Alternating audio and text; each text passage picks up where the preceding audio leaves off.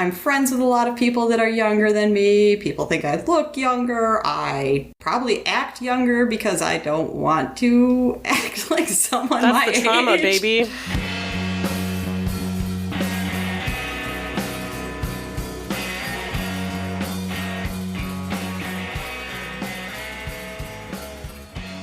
Pickles and vodka at night. Let's go. Actually, it's not night anymore now that daylight savings happened. It's still broad daylight outside. Kind of takes the fun away. Well, it just started raining here, so I mean, it's kind of dark.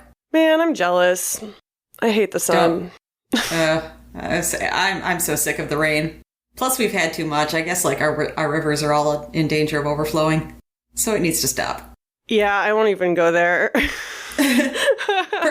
Personally, I just like it overcast. Yeah, same. That's why Seattle was so nice. Most of the time it was just overcast. I don't like being like cold and wet, but yeah, the sun assaults me and I don't like it either. Yeah, it makes me feel very vulnerable and not in a good way. Like I just feel like perceived. Yeah, like why is this light shining down on me? Hello, friends. Hello. Wait. And welcome back to another episode of Pickles and Vodka, the mental health podcast where we all deserve to be fine. Oh, that's very good. I'm Christina. And I'm Lauren. And we teased it last week. We're actually doing it. We are watching another movie today. Yes. Because we figured we had been having a lot of really heavy episodes lately and we're kind of emotionally burnt out. And so we thought we would just have a casual, lighthearted week. Yeah, let's take you to the movies with us. And the movie that we've chosen is This Is Where I Leave You. Interesting how this one came up. I was looking at some of the ones we were considering, and then it popped up like, oh, if you like this movie, then you'll probably like this one. And it had This Is Where I Leave You. And the weird thing is, my work had just done a thing the day before that of like, guess every coworker's favorite movie. And that was someone's. And all the rest of us were like, I've never heard of this before. And I've never heard of it before. I've never heard of it. And then like the very next day it comes up. So I was like, let's give it a try. Yeah, we were trying to decide on a movie that maybe had mental health themes, but that wasn't explicitly mental health focused, because I wanted to do one about eating disorders, and Lauren was like, we have been talking about eating disorders too much. Like, we need to change the subject. I was like, yeah, that's a good point. Yeah. Because I know there was a documentary I still want to watch. I remember that, and I do still want to do that for sure. Yeah. But I did think we needed a break. Yeah. And so we wanted to pick something with family dysfunction because, you know, we know a little bit about that. Yeah, that's something we're familiar with, too. And yeah, neither of us had seen this movie. I have so many thoughts, but before we get into that, real quick, Lauren, where are you at today? So I feel like this is probably the proper time to say that last night I sent a text to Christina that was like, oh my God, holy shit. And mid-text, I realized I should bring this up on the podcast. Never mind. Yeah, hold on. I'm going to read it verbatim. You said, oh shit, and then 7 exclamation points. And then, wait, never mind, I'll ask you this on the podcast. Yeah. And not 1, but 2 rolling laughing emojis. Because I knew that would drive you crazy. Well, yeah. My crisis was, and I was saving it because I was just like, maybe a listener could help me with this too. I suddenly realized that next weekend I'm going to be gone. Next weekend is when my mom's getting married. And it just suddenly occurred to me, like, do I need to get them something for their wedding? Ooh. I mean, it's a really small You'd think wedding. So they don't, have like a registry or something like that where it's easy. But I mean, I'm her daughter, and then compounded on that is the day after is Mother's Day. So I was just like, I have to get them something for their wedding. I have no idea what. Well, the good news is I feel like she won't hold it against you if you don't. Like, whatever you give them will probably be purely symbolic. Yeah, like usually I don't get my mom anything for Mother's Day. Usually it just means like I make sure I call her right away. Well, yeah, that was going to be my other question. Is she expecting anything? I mean, probably not, but it does feel to me like two big things happening on the same weekend, and I am there in person for both of them. It feels like, yeah, I feel like I should do something. But yeah, like you said, that I don't think it has to be something super big or something important, but I'm like, I really feel like I should get her something. Okay, whatever you do, you need to write a nice handwritten letter because parents love that shit. That's true. I do that every year, even if it's the only thing I do, like they go crazy for it. Yeah, so probably will at least buy a card and like write some actual message in it. Take some time. What do they like to do together? Do they like to watch movies? Like you could make them a little movie basket, like with a blanket and candy and like... That's good because they do watch movies, and I swear to God, my mom's favorite food in the entire planet, which strangely enough, I do not like, is popcorn. Well, there you go. If I put, like little like popcorn packets in it or whatever, and I don't know what else. My family does a white elephant every year, like my extended family, and one year someone did that. They created this movie gift basket, and it was really cool. Everyone was fighting over it. I wonder if I have enough time. I mean, you could pick everything up at like Walmart or Target.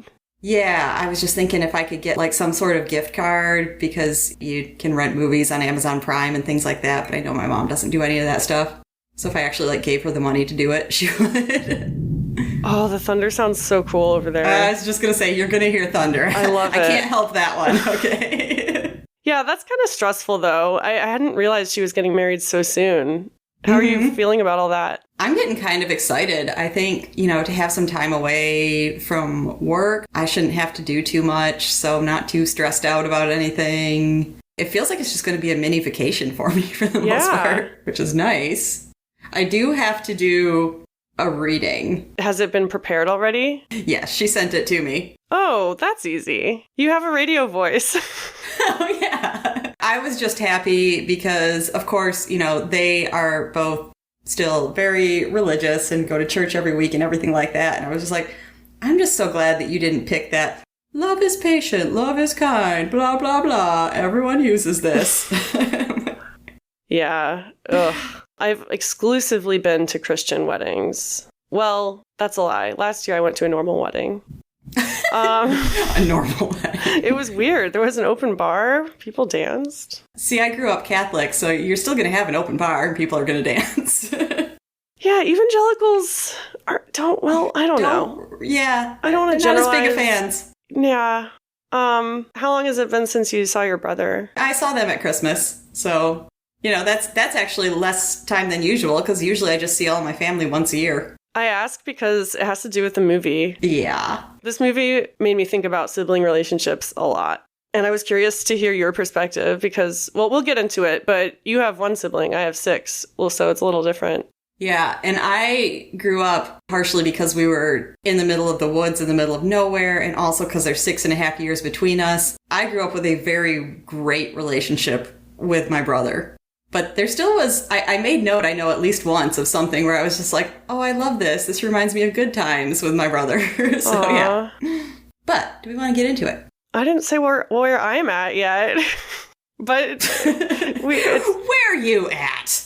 I mean, I'm still not doing the greatest. I've been depressed this week. But I went to this writing group this morning. That was fun. And then I had the support group earlier. And that was fun. What is, I hear about it, I've probably considered sometimes, but I don't know that I've actually went to a writing group. What kind of things do you do there? Well, so this group is for queer writers specifically, and it's a support group over everything else. Okay. People just show up and someone might ask, what is everyone writing? Or what's everyone's favorite genre? But the conversation, at least the 2 times I've been, it's kind of gone off the rails into just support group territory, which is beautiful.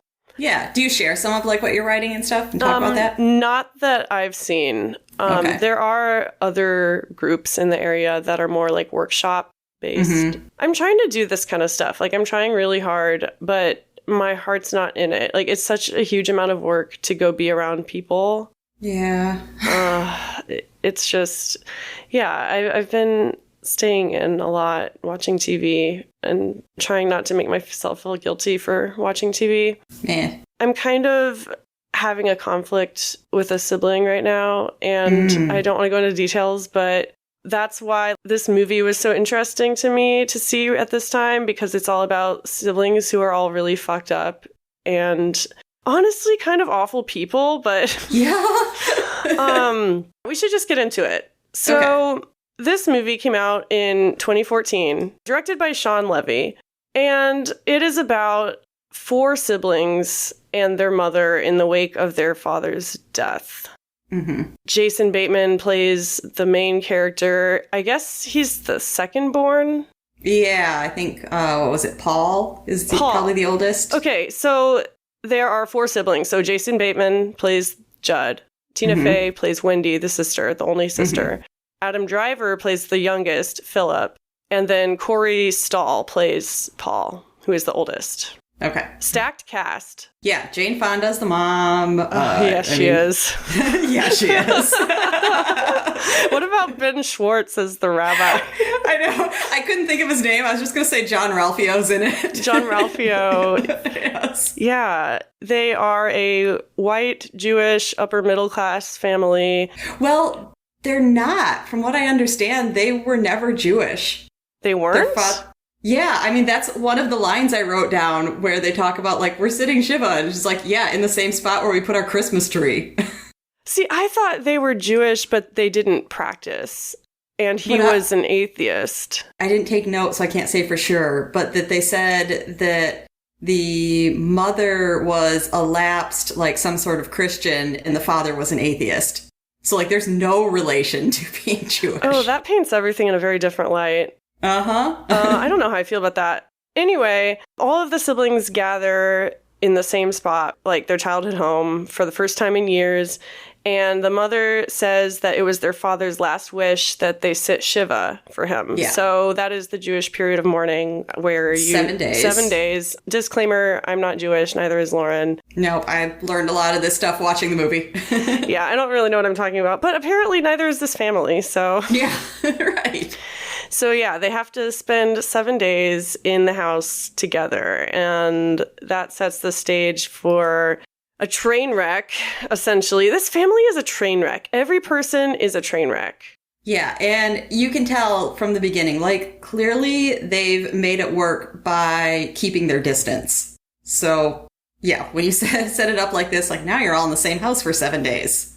Yeah, but before you meet the rest of the family, before you learn that the dad died, the film opens on Jason Bateman as a radio producer, which I wrote in my notes, am I Jason Bateman? My very first thing that I wrote down is, why did you vote for him? In response to Dax Shepard is their radio personality. Yeah. Yeah, he's a radio producer for this alt-right. I think he's the Man Up guy is his literal title. It was. I wrote a note because I didn't find out until the middle of the movie that it's called The Man Up Show. I was like, ugh. Yeah, later on people are like, you're the Man Up guy. Yeah. Anyway, he's an asshole, and which is funny because Dax Shepard, doesn't he have a mental health podcast in real life? Armchair Expert. Yes. Anyway, it's really funny seeing him in this role. It's almost like, I would imagine, a young Rush Limbaugh. Oh, yes. Oh, my God, triggered. My dad made us listen to Rush Limbaugh. My dad did, too. Oh, my God. He made my brother call in one time and make a joke about, like, water torture. Oh, my God. It was, wow. Awkward. Wow. So awkward. Okay. But turns out radio producer has been sleeping with Jason Bateman's wife for a year. He gets Love Actually'd, I wrote down. That's exactly what I thought. Yeah. He walks in, he's like, honey, I'm home. He brings her a birthday cake. He leaves work early. And then his wife is fucking the young Rush Limbaugh on the bed. And then he gets a call that his dad died. So that's the beginning of the movie. I tried to be more understanding later, but I never liked the character of his wife. No, I don't like any of them. Well, yeah, that's true. But especially in the beginning, like, that was something that upset me very much, that I just said, I hate that cheaters think that they get to apologize immediately. Because they show her, like, I remember they had the sound off and that kind of like gave you the feeling of like what it's done to him. But, you see her mouth moving and you see her, like looking like sad and like, oh, I'm so sorry. Oh, yeah. Please forgive me. And I'm like, you don't get to do that, especially not then. Yeah. I mean, yeah, what is she going to do? I've never been in that situation. I haven't exactly. Do you want to talk about that? Well, I had a boyfriend that pretty much broke up with me because that way he could say that he didn't cheat on me. Gotcha. And this is the guy that I lived with for 3+ years. Oof. Yeah, so like this was actually like my most serious relationship, and we talked about getting married and how it was all going to happen and everything like that. And then out of nowhere, he breaks up with me, and he mentioned this girl before, and wow, isn't it weird? A week later, they're dating. Oh my God. Yeah. Ugh, dodged a bullet there. Oh yeah. So they get to the childhood house. I don't know what city this is supposed to be set in.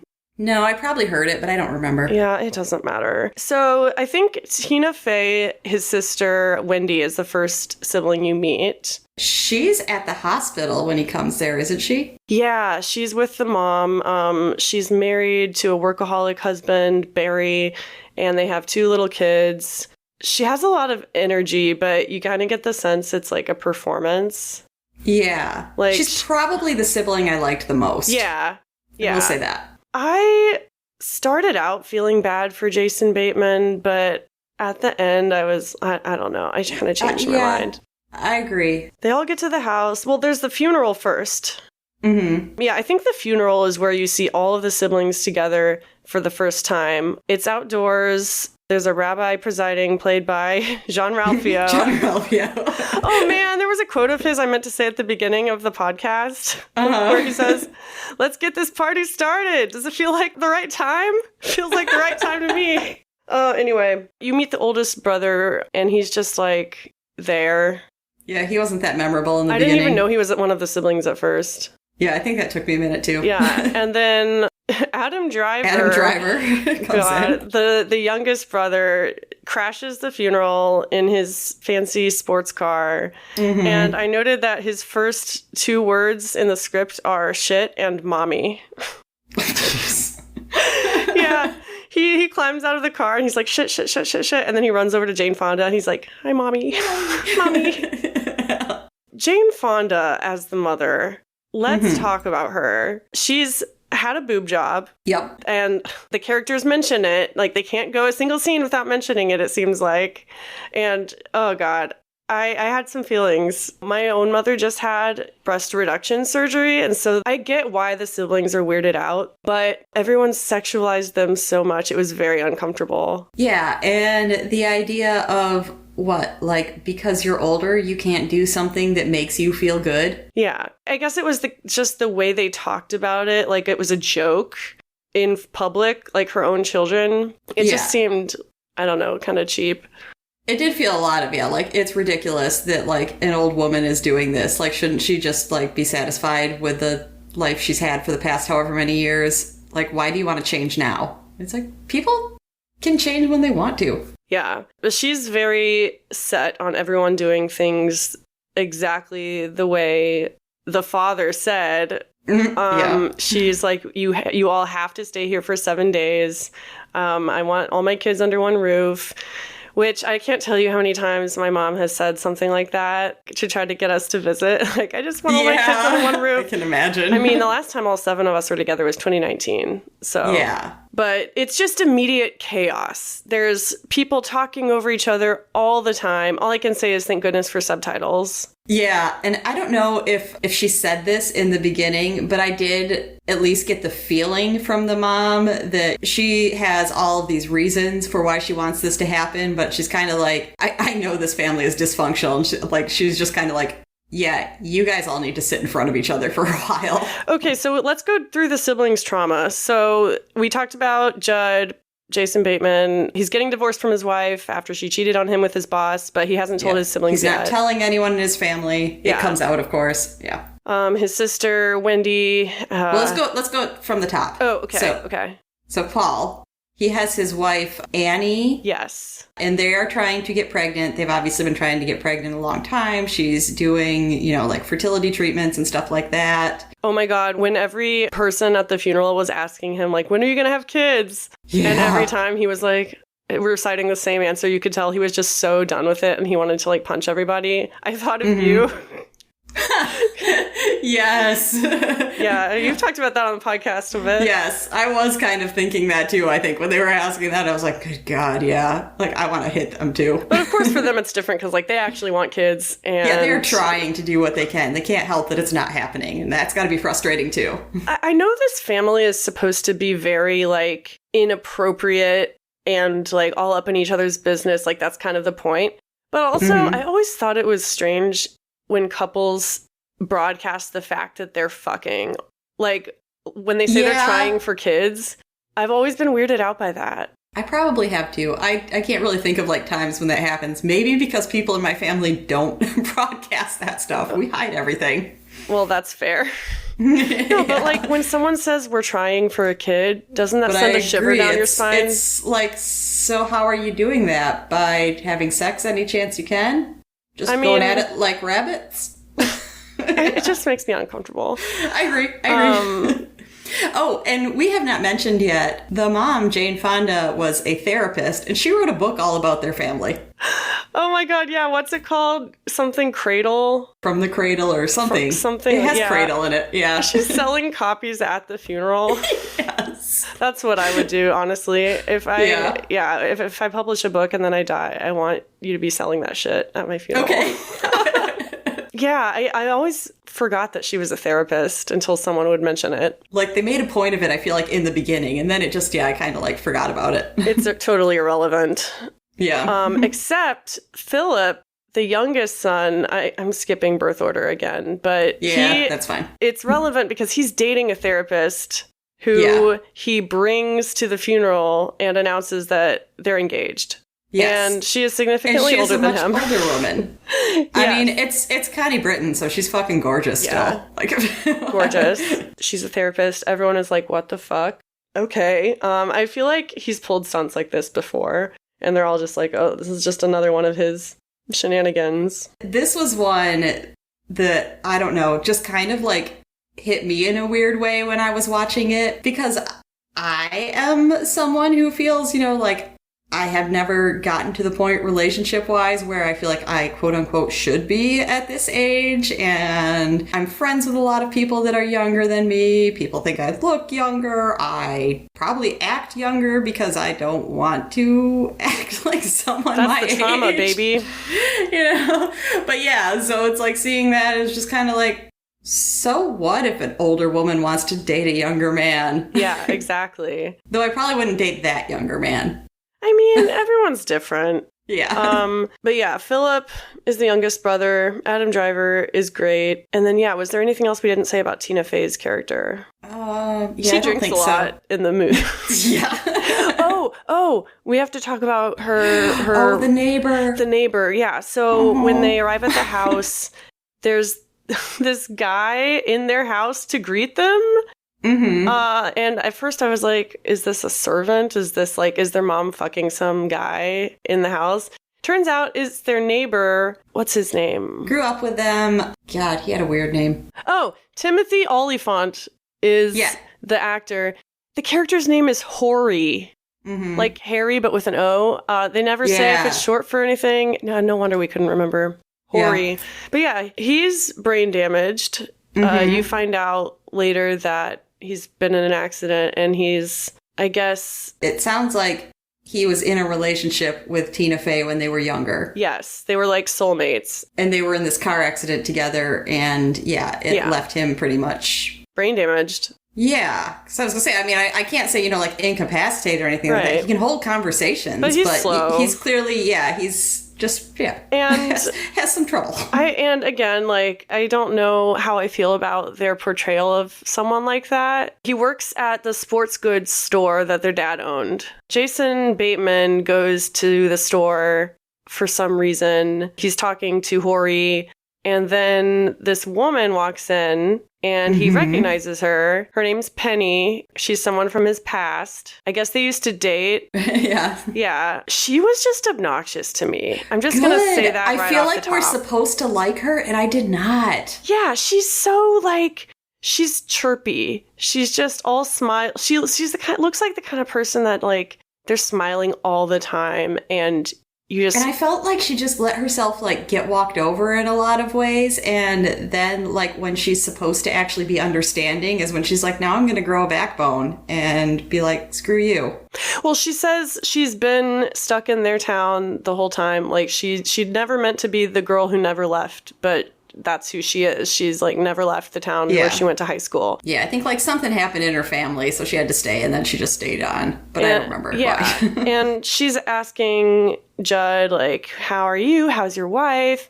And at first he's not going to tell her the truth, but she eventually gets it out of him that they are divorced. And I think that's the first person he tells before his family. Well, does Tina Fey know? Tina Fey knows. He tells the women in his life. Interesting. Because I was going to say, I know that Tina Fey and Adam Driver both just kind of, like, figured it out on their own, but I couldn't remember who was first. But I knew someone right away was like, oh. But yeah, there's a bit of a connection there. I immediately was like, oh, they're going to bang. Yeah. How convenient that a few months after his wife cheats on him, he meets this old... She teaches ice skating, I guess? Yeah, that felt... I don't know why that bugged me, too. Like, when he shows up there and I'm just like, oh, of course, she's an ice skater and she's doing a beautiful routine. Oh my god, I was obsessed with ice skating when I was in middle school. When Ice Princess came out, it was a Disney Channel original movie.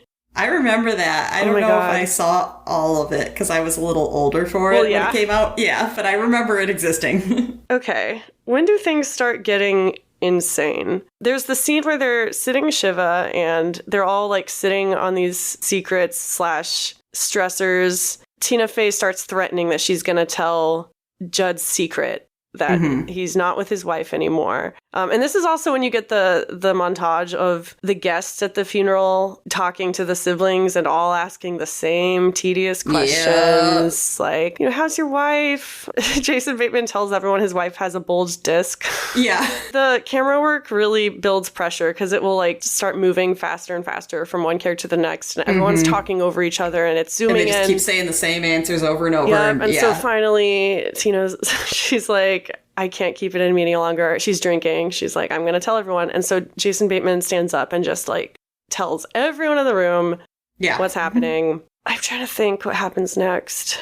Jumping ahead a little bit, if you want to talk about where I feel like the shit really hits the fan and everything starts to go crazy, Jason Bateman's wife, ex-wife, whatever, contacts him and lets him know that she is pregnant, and gradually, like, the siblings find out about that. And I wrote Annie's reaction to the pregnancy. Okay, wait. Oh, you're right. That is way far ahead. So, yes, his wife has been calling him nonstop, and he's just been ignoring the calls.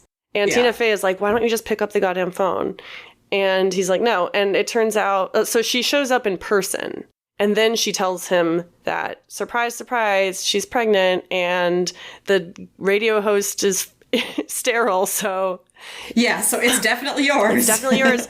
But we have to talk about what happened before that. Annie, who is married to the oldest son, Paul, they're the ones that are trying for a baby. She sneaks downstairs. No, because this is after. That's why I said that, because she was... This movie is a mess. She used to date Jason Bateman. There is a scene, jumping backwards, when they all sneak out, like, one of the first days and all go out to a bar. Yeah. Then I was just like, this so reminds me of me and my brother ducking out of family functions. Just like, after I turned 21, the first time that, like, he and I were at some sort of, like, family barbecue type thing or something like that, he was just like, Lauren, we're running out of napkins. You need to come with me to go buy some more. And he took me out and he was like, you've been 21 for like 4 months and I have not bought you a drink yet. And so we went and got the first drink that he could buy me. Oh, that's so fun. That scene where they sneaked out was really sweet. It was like, okay, yeah, this feels like an accurate portrayal of 4 siblings that Like, I think Philip, the youngest one, actually says, like, you guys were all out of the house when I grew up. I never got to have a drink with you. But I know at the end of that scene, then they kind of like laid out, that it was like Judd had been dating Annie, but then Annie married Paul, and there was a couple other things, and I was just like, is this a love hexagon? Yeah, it gets crazy messy. Yeah, so there's some weird tension between Paul and the other brothers, too. Like, Paul is a man that seems insecure, and he's always, like, butting into conversations and, like, just being a man. Yeah. But I didn't think it was so bad that his wife would sneak downstairs at night and essentially try to get Jason Bateman to have sex with her so she can have a kid with him and pass it off as her husband's. Yeah, but this was after they found out that his wife was pregnant, because that's when she, like, breaks the plate and everything. Yeah. And in that moment, I felt bad for her. But what she did after, I no longer did. Yeah, so Jason Bateman's ex-wife just shows up at the house wearing all white and is like, I'm pregnant. I didn't remember that, but that's hilarious. I thought it was a strange outfit. I also don't really like pregnancies as a plot device. Yeah. And so when this happened, I was like, oh my God, of course. He's going to have to decide, and he's going to, all this stuff. And so, the whole family is kind of there. But like, for Annie at that moment, like, I felt all of her feelings, and I understood, like, when she was just upset, like, this is who I was originally with, and, all I want is a child, and he seems to be able to give them easily, and I can't get it, and, like, why did my life have to turn out this way? Yeah, but she obviously goes about it the wrong way. She throws some plates on the floor or something. Yeah. And huffs off. Connie Britton is going to talk to her. She's like, I'm a therapist. I forgot about her. Philip's fiance. What's she been doing? Oh, so the first day of the Shiva, she sees Philip kind of messing around with a younger woman at the funeral. No, not at the funeral. Was it like a wake? No. So like they're sitting Shiva. Yeah, it's the But Shiva, then during whatever. the day... Again, we're not Jewish. We don't understand. During the day, people come and visit. So there's a lot of people over. And she sees him messing around with someone. And I think Annie literally tells her, like, get out while you can. Yeah, probably. When they meet, which is so fucked up. But you can tell that Connie, what's her character's name? Tracy.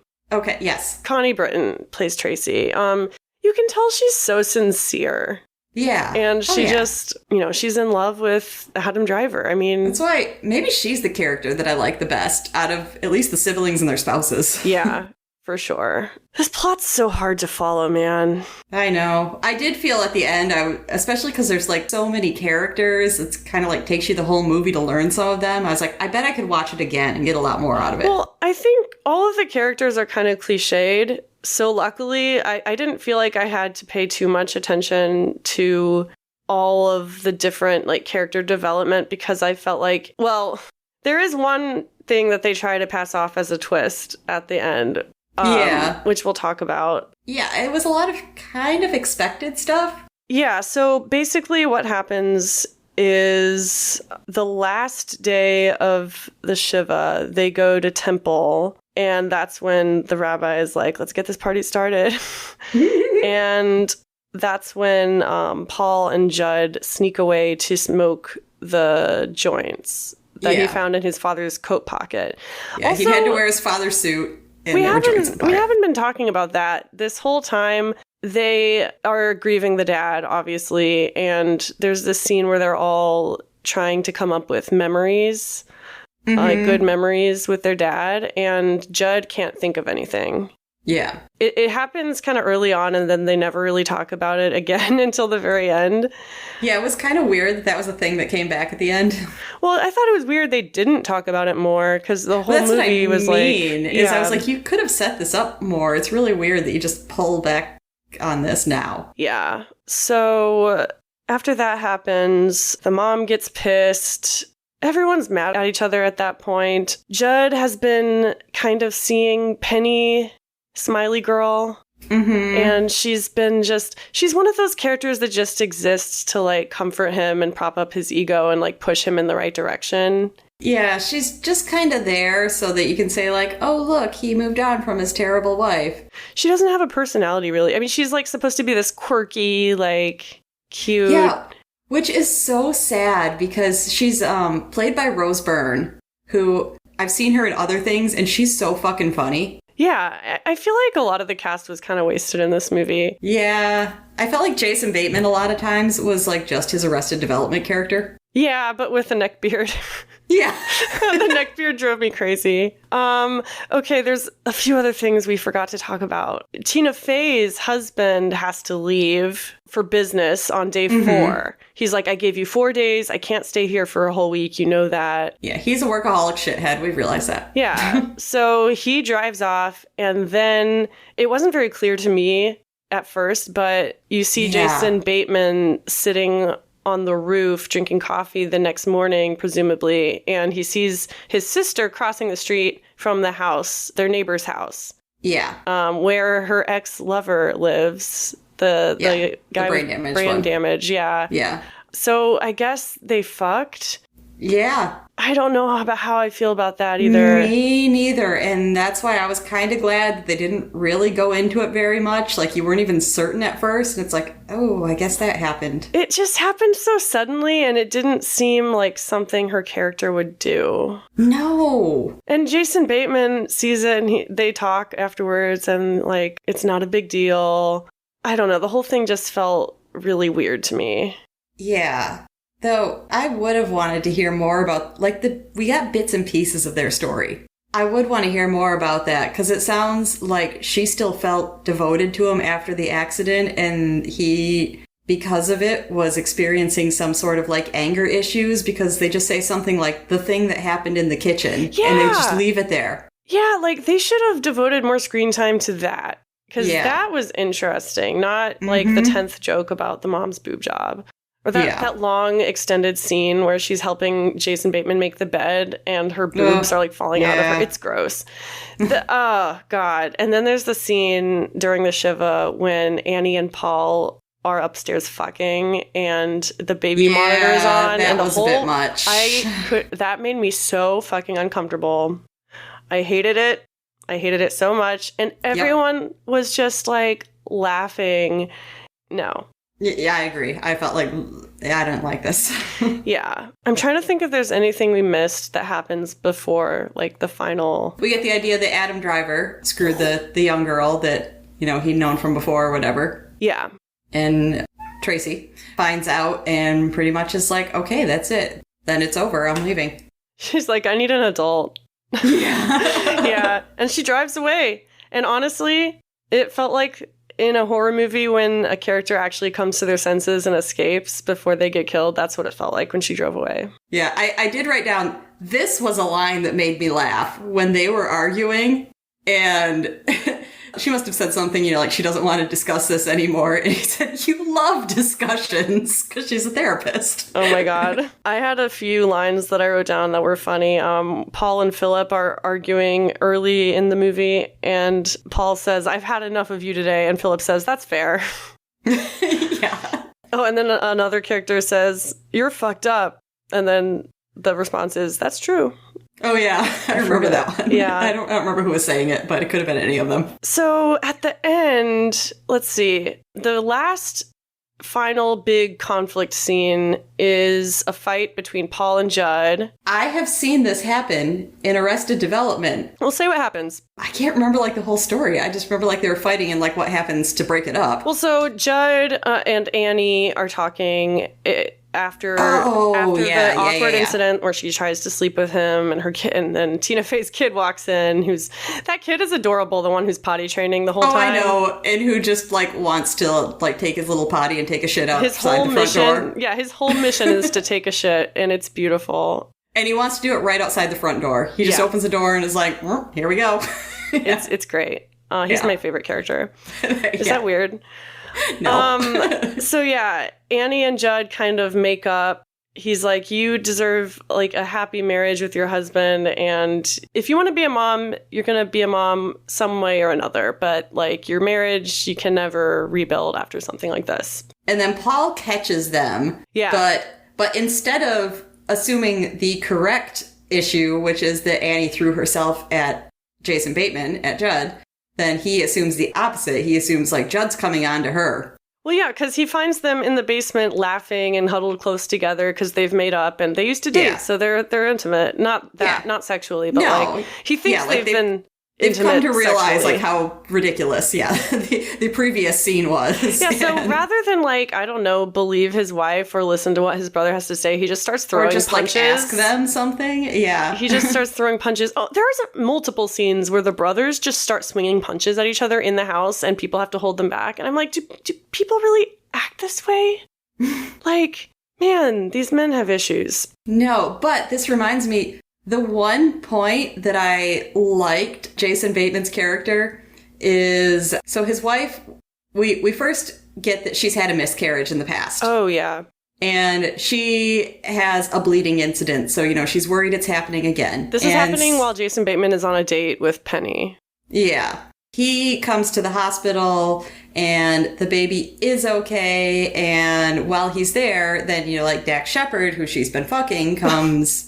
to the hospital. He's there too all of a sudden. Yeah, and because, like, they get into it, then, like, they're pushed aside. And what I really loved is that the only moment where they did not give one of the brothers toxic masculinity is, so the whole family ends up there, and Tina Fey ends up punching Dax Shepard in the face. Yeah, how did they end up at the hospital?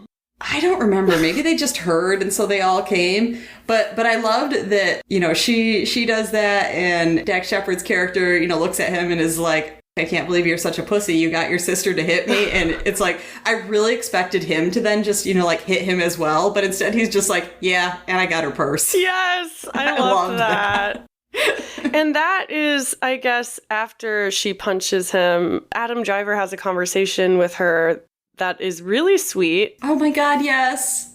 And I thought of you at this point, too. Yeah. He's like, you raised me, and you deserve to be fine. She says she's fine. He's like, I know you're not fine. I know you, because you basically raised me. Yeah. So cute. It made me feel a lot of things. I would imagine. Yeah, because we all, like, as an older sibling, you always want to be recognized for all your service. And it doesn't always happen. So it was nice to see that happen. But then he picks her up and carries her out, and he's like, no more pizza, because she's heavy, I guess. And I was like, okay. I just let that one go, because I was like, that's like younger sibling teasing. I mean, clearly, she asked him to pick up like a thing for her kid or something like that. So he's got like her plus this like the playpen. She's trying to fold away the playpen because her husband's gone, and he's like, can I help? So yeah, I felt like that was just kind of like joking around, like, well, clearly I didn't it's like her it. plus this item. If any of my brothers ever made, they know not to make comments about my weight. Well, that too, I'm assuming. Sorry. Vape. Apparently just vaped a little too hard. I have 3 vapes in front of me right now. It's very embarrassing. That's what I needed to get through this movie. Yeah. But I mean, that's, I think, why that was okay with me, is because if we'd known, like, Tina Fey's character had a mental history like we did, then I'd be like, fuck you for saying that. But I'm assuming, like, they know she's not actually taking offense. I guess I was annoyed that it was in the movie at all. I didn't doubt that it was something a brother would say jokingly to his sister. I was just like, why did they have to put that in the movie? I don't know. 2014 was 10 years ago, I guess. Yeah. But I don't know. Some of the stuff felt icky like that. That one didn't bother me, but other things felt icky. Okay, so the twist. So the brothers are fighting. Tracy, the fiance, is leaving at the same time. And everyone's in the front yard trying to break up this fight. Mm-hmm. And then, we forgot to mention the neighbor lady. Linda is her name. She is the mother of Horry, the brain damaged guy. And she's been at the house kind of helping She's out. been over there helping out a lot, yeah. Yeah. And we have a scene where, I don't know if we even see her. Like, I don't know if she was leaving or if she was on the phone. But where the mother, she's been talking to her and she's just clearly, like, very upset. And she's just like, okay, that's over. And then, she tells the kids, we're done. And that was where I knew. It's very easy to miss. But yeah, so the brothers are fighting, and in the middle of everything, Jane Fonda walks up to Linda and kisses her on the mouth in front of everybody. Yeah. And so then that's how you realize... That's what gets everyone to stop. Yeah, everyone is like, stops fighting, and they're like, what? And she's like, yeah, surprise, we're together. I'm gay, and this is what your father would have wanted. It comes out then that the father never cared about them sitting Shiva or anything like that. Like, yeah. She basically orchestrated that so that she could come out to her kids, and I didn't like that trickery.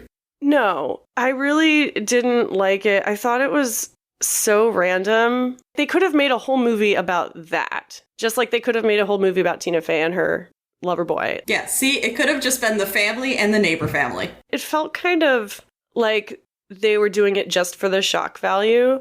Yeah. There was no indication or discussion and that's what I felt, because on... other than that one little scene, I just felt like, yeah, there was no lead up to it. So I agree. It just kind of felt like, let's put something surprising in.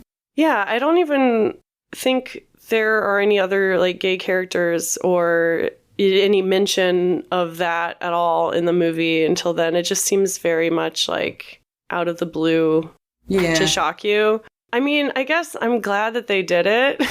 And maybe, like you said, maybe that is the 2014 of it all, that it's just kind of like, we're trying to get this shit into movies, you know? Yeah. Okay, there's two more scenes. There's the scene with Jason Bateman and Penny. He's saying goodbye to her, and she's like, well, obviously you have to be with your baby mama and be a dad to this baby. Case closed. I checked out during this scene, I must admit. Listen, the whole second half of the movie. It was the most cliche out of all the cliche moments in this movie. It was so cliche. He's like, yeah, I need to be alone for a while. We'll see what happens in 6 months. Right. And she's like, okay, I'll wait for you. And they make out. Yeah. And then the final scene after everyone says goodbye, it's Jason Bateman in a car. There's a fork in the highway. He can either go back home to New York City or he can go to Maine, which earlier in the movie, he was like, I always wanted to go to Maine. He's like, I want to just keep driving till I end up in Maine. And he's like, I never take chances. So, well, and he also takes Adam Driver's car, which... Yeah! I did like that part. That I was like, okay, that's unexpected. But yeah, the movie ends with him picking Maine, and he's finally... going off the map and doing things his way. Mm-hmm. And yeah, he's in a Porsche because I guess Tracy, the therapist, left Adam Driver her Porsche, and then Jason Bateman stole it. I also loved that because she even made a comment when one of the other characters asked, you're leaving him the car, and she's just like, yeah, for as long as he can hang on to it. He always leaves the keys in it. Someone's going to steal it within a year. Yeah. So this is where I leave you. I don't know. I wasn't a huge fan.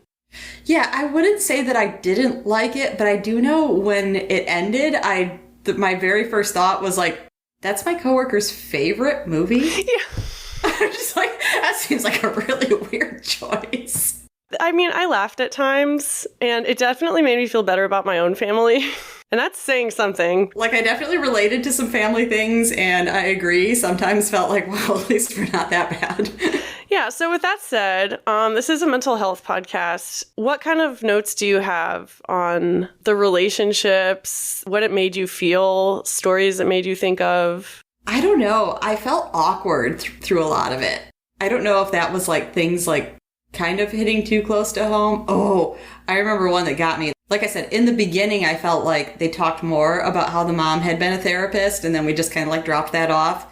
But I do remember because she, they were saying wow, all of our secrets were broadcasted because you wrote about us. Mm-hmm. Tina Fey's character said something about her mom reading her diary when she was younger, and that's how she knew these secrets. And my mom did that to me multiple times. Shit, really? Yeah, so I remember just being on edge for a minute when What kind of stuff were you writing about? So once I did not come home on time. So my mom seemed to think that was a justified reason to read my diary. She apparently read something that was talking about taking pills, and they were diet pills, of course. But, she pretty much went after me she thought I was a drug addict because she just read this sentence. And I was like, well, if you wouldn't stick your nose in my business, you wouldn't have to worry about shit that's not true. Also, she should have been concerned that you were taking diet pills. Yeah. The other time I remember my mom reading my diary was when I had already moved to Chicago. I'm an adult. but some of my stuff was still at her place. And then she did read, I don't know what exactly she read, but it clearly was a lot of, like struggling with eating disorder type stuff. Mm-hmm. What, you? In your journal? I know. Just listen to last week's episode, y'all. Yeah. Luckily, we weren't that far yet. But she comes to visit me in Chicago, and I'd been, selling my car because I moved to Chicago, because that just pissed me off too, that was her excuse, is she found papers when she was looking for my car title. And so she read them. Oh my God. And I'm like, my handwriting on a page is not a car title. You did not need to sit down and read it. But, clearly she read something about that and she's like, oh, so I read some of this stuff and can I just say something? And I was like, no. Oh my God. You can't. And she's like, well, just let me say one thing and that, and I finally, she was just going to insist. So I just, sat back like, fine. And she's like, I just feel so bad because I didn't know any of that was happening. And if I had known. Oh my God. Oh. And, I don't know what she wanted at that. But then I was just like, are you done? It's like, all right, we're not talking about this again. Then I went to the bathroom. I think parents do that sometimes because they're just scared of losing touch with you. It's a really fucked up way of trying to get in touch with your kid by reading their journal. But yeah, I don't know. And again, I just moved to Chicago. I was 27 years old. Wow. You do not need to be reading my journal. I didn't get that kind of vibe from Jane Fonda's character, though. I didn't get the vibe that she really wanted to know about what her kids were going through, or there didn't seem to really be a real relationship there. Yeah, it almost talking about it now, it makes me wonder, because I could see her character being this way. Was she doing that because she knew she was writing a book? I don't know, maybe. That's what it almost feels like. Oh, I need good stories and stuff for my book. It seemed like when she was writing the book, maybe that was taking precedence over her family? Who knows? Yeah. Honestly, most of the movie I forgot she had written a book because they show it the one time and then they don't talk about it. None of the characters are very well-rounded. I feel like they could all be done so much better with this cast. It feels like there's a lot of side stories that would have been more interesting. Yeah. I do want to talk about the sibling dynamic and how that made us feel. Because, yeah, for me, I'm the oldest of 7. I'm 31. The youngest is 21. So we're all pretty young still. Watching this movie made me think a lot about what we'll all be like in our 40s and beyond, because that's generally the age they are, 30s, 40s. Yeah. And I don't know, it made me want to not get to that point where everything is a total train wreck. Our family is dysfunctional as fuck, but we're pretty tight-knit. But, as you can see in this movie, that can also come with its downfalls. They are inappropriately candid with each other, and it is very uncomfortable. The mom is always talking about how sex is natural and everything. Mm-hmm. That's also strange because it's the opposite of my mom. Yeah. Maybe that's why I felt so uncomfortable. Same here. But I don't know. I think the sibling relationships felt pretty real, and I enjoyed seeing them all together in the scenes where they all shared the screen, that scene where they are at the bar. That was really nice. Yeah. Yeah, that was the stuff that, gave me, good feelings about hanging out with my brother, and sometimes kind of wishing, oh, it would have been nice to have had more siblings in my family. I think Penny and Jason Bateman have that exact discussion. She's like, I'm an only child, and I wish I had your family. And he's like, well, you're lucky. Yeah. Or something like that. I've had those conversations with friends of mine who are only children, or you only have one brother, so... Yeah. Is that it? I think so. I feel like we've pretty much hit all my notes. I don't know if I'll be watching this movie again, nor recommending it to people. Yeah. I don't know. It was fun. It was very easy to watch. I would be more likely, if someone was interested in it, then I would just be like, oh, yeah, go ahead and watch it. That'd be good. But I agree with you. I probably would never watch it again. Yeah. And that's Pickles and Vodka. Yeah. We won't do a movie review next time. We just needed a break this week. Yeah. And yeah, if you want to get in touch before then, if you have any ideas for stuff you want us to talk about, other movies you want us to see. Yeah, because we will do movie reviews later. Yeah. So if you have ideas, please shoot them our way. But yeah, until then, Lauren, do you want to tell them how they can find us? I would love to. We are on Instagram at Pickles and Vodka Podcast. You can email us with any questions or thoughts, picklesandvodkapodcast@gmail.com. We have a Facebook. It is Pickles and Vodka, a mental health podcast. Also, you can find clips on YouTube at Pickles and Vodka Podcast. We have our own personal Instagrams where you may contact us, Xtina Jumper, Pico Suave, and Lauren AFH. And stay tuned. We should have a Substack coming. Yes. And we also have a weekly support group called Pickles Anonymous. It meets Saturdays at 4 p.m. Eastern Standard. And to join that, you can go to join.freeconferencecall.com/picklesanonymous. That's Yay. it. See you next week. Yep. Bye. Bye.